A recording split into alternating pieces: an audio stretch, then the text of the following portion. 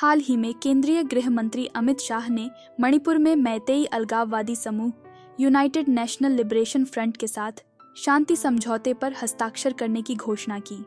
आइए सबसे पहले जानते हैं कि यूनाइटेड नेशनल लिबरेशन फ्रंट या यूएनएलएफ क्या है।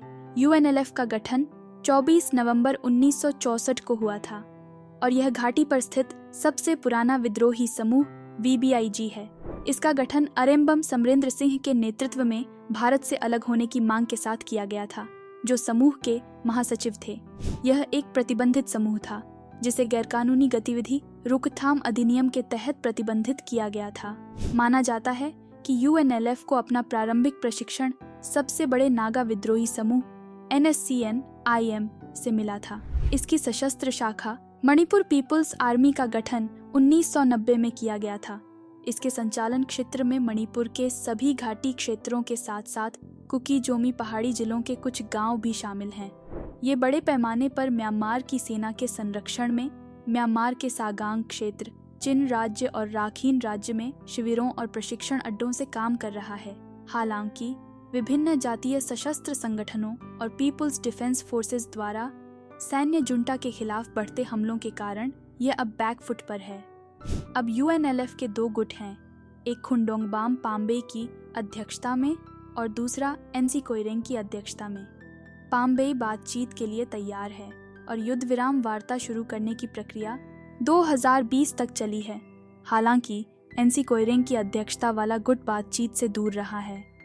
अब देखते हैं कि शांति समझौते की मुख्य बातें कौन सी हैं। केंद्र सरकार के अनुसार मैतेई विद्रोही संगठन ने भारत सरकार और मणिपुर सरकार के साथ एक शांति समझौते पर हस्ताक्षर किए हैं। मणिपुर के घाटी आधारित विद्रोही समूह वीबीआईजी द्वारा केंद्र के साथ शांति समझौता करने का यह पहला ज्ञात उदाहरण है।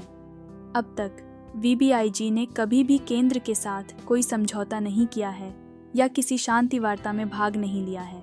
हालांकि इस सौदे को सार्वजनिक नहीं किया गया है, लेकिन विश्लेषकों का कहना है कि फिलहाल समझौता काफी हद तक परिचालन के निलंबन पर है, यानी यूएनएलएफ और सुरक्षा बल दोनों एक दूसरे के खिलाफ कार्रवाई नहीं करेंगे। उचित समय पर घाटी के भीतर यूएनएलएफ के लिए शिविर बनाने के लिए क्षेत्रों की पहचान की जाएगी, जहां उनके कैडर मणिपुर सरकार और सशस्त्र बलों की देखरेख में अपने हथियारों और गोला बारूद के साथ रहेंगे। परिचालन के निलंबन की व्यवस्था लागू होने के बाद सरकार और यूएनएलएफ के बीच अंतिम शांति समझौते के लिए बातचीत जारी रहेगी। अन्य हस्ताक्षरित समझौते को भी जान लेते हैं। असम मेघालय अंतर्राज्य सीमा समझौता 2022। समझौते का लक्ष्य 6 क्षेत्रों में विवादों का समाधान करना है। इस समझौते के फलस्वरूप असम को लगभग 181 वर्ग किमी और मेघालय को लगभग 18 वर्ग किमी विवादित क्षेत्र मिला। कार्बी आंगलोंग समझौता 2021 एक त्रिपक्षीय समझौता जिसमें असम के 5 विद्रोही समूह, केंद्र और राज्य सरकार शामिल हैं। इस समझौते के फलस्वरूप 5 उग्रवादी संगठनों KLNLF, PDCK, UPLA, KPLT और KLF ने हथियार डाल दिए और 1000 से अधिक सशस्त्र कैडर मुख्यधारा के समाज में परिवर्तित हो गए।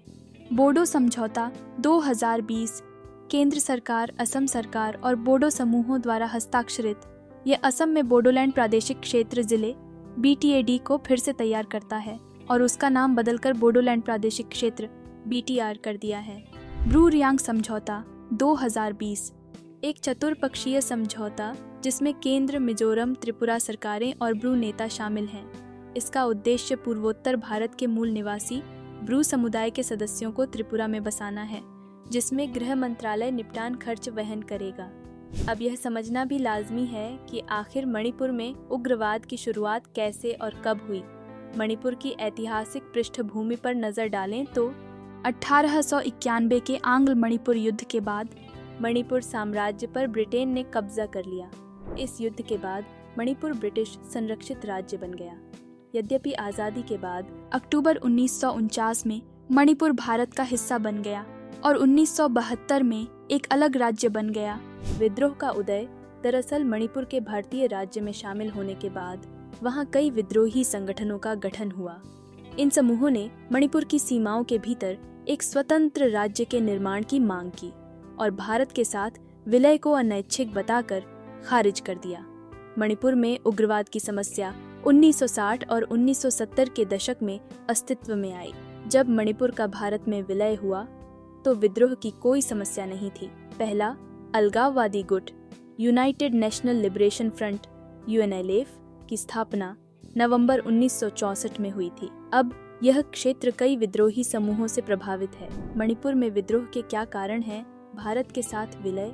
मैतेई मणिपुर का बहुसंख्यक समुदाय है। भारतीय स्वतंत्रता के बाद उनका प्रभाव कम हो गया। इससे राज्य के भारतीय संघ में विलय को लेकर मैतेई के एक वर्ग में नाराजगी पैदा हो गई, जिसके कारण 1960 के दशक से मैतेई विद्रोह शुरू हो गया। जातीय संघर्ष।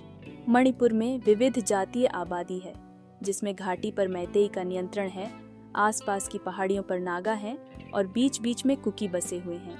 इससे इन समुदायों के बीच झड़पें होती हैं। मणिपुर के कुकी और नागाओं के मणिपुर के लगभग सभी पहाड़ी जिलों पर अतिव्यापी और परस्पर विरोधी क्षेत्रीय हित हैं।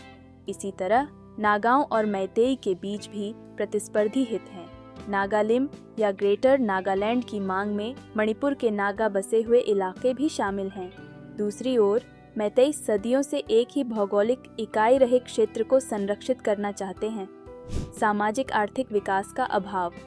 अपनी भौगोलिक संरचना के कारण राज्य में लंबे समय से आर्थिक विकास और सामाजिक आर्थिक परिवर्तन की समस्याएं रही हैं। पिछले कुछ वर्षों में अंतहीन भ्रष्टाचार, धन का कुप्रबंधन और आम लोगों को सत्ता हस्तांतरित करने में विफलता के कारण असंतोष बढ़ा है।